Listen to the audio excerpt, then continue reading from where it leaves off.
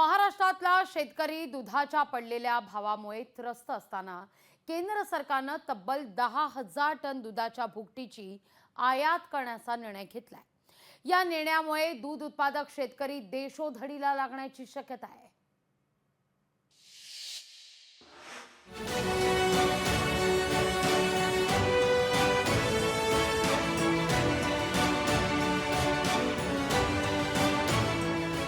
केंद्र सरकारकडून दूध उत्पादक शेतकऱ्यांची क्रूर चेष्टा।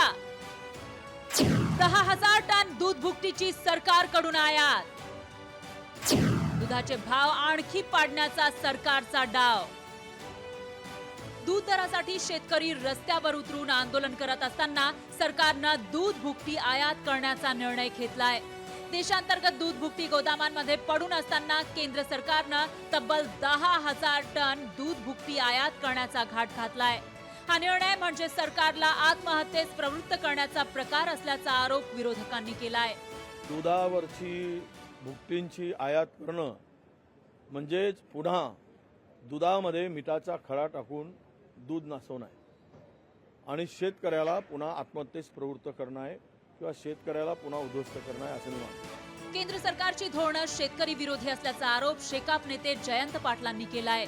केंद्र सरकारचं शेतकऱ्यांवर असलेले धोरण हे नेहमी दोलालमय राहिलेलं आहे, नेहमी ते शेतकऱ्यांच्या विरोधात राहिलेलं आहे। आज प्रामुख्याने इथॉनॉलवर आता पुन्हा बंदी घातलेली आहे, साखरेवर एक्सपोर्ट करायला पुन्हा बंदी घातलेली आहे। हे सगळं चुकीचं चाललेलं आहे आणि प्रत्येक गोष्ट शेतकऱ्यांना जे प्रॉमिस करतात ती इलेक्शन झाल्यानंतर ते बदलतात। हे धोरण केंद्राचं राहिलेलं आहे। सरकारचा हा निर्णय आत्मघातकी असल्याचा आरोप स्वाभिमानी शेतकरी संघटनेनं केला। केंद्र सरकारनं 26 तारखेला एक अध्यादेश काढून जवळपास 10,000 लिटर दूध पावडर आयात करण्याचा निर्णय घेतलेला आहे। हा आत्मघातकी आहे, हा शेतकऱ्यांना खड्ड्यात घालणारा निर्णय आहे। आजच मी पंतप्रधानांना एक पत्र लिहून याच्याबद्दल तीव्र आक्षेप व्यक्त केलेला आहे। दूध उत्पादकांना खड्ड्यात घालण्याचा निर्णय सरकारनं मागे घ्यावा अशी मागणी किसान सभेनं केली आहे। अगोदरच मोठ्या प्रमाणात दुधाची पावडर शिल्लक असताना ही 15,000 टन दुधाची पावडर का आयात केली गेली याच्याबद्दलचं कोणतंही उत्तर हे केंद्र सरकारकडे नाहीये। दूध उत्पादकांना अधिक खड्ड्यात घालण्याचा हा निर्णय केंद्र सरकारनं तातडीने मागे घ्यावा। केंद्राच्या या निर्णयाबाबत राज्य सरकार अंधारात असल्याचं दिसतंय। केंद्राला हा निर्णय पाठीमागे घेण्याची विनंती करू असं कृषी मंत्री धनंजय मुंडेंनी सांगितलं।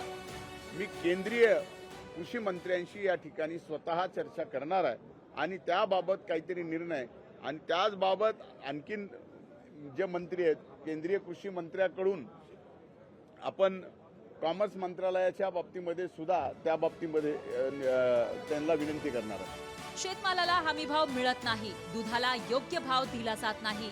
आसमानी संकटासोबत सुलतानी संकटही शेतकऱ्यांवर कोसळतंय। दूध उत्पादक शेतकऱ्यांनी जगायचं कसं असा सवाल उपस्थित केला जातोय। ब्युरो रिपोर्ट, लोकशाही मराठी।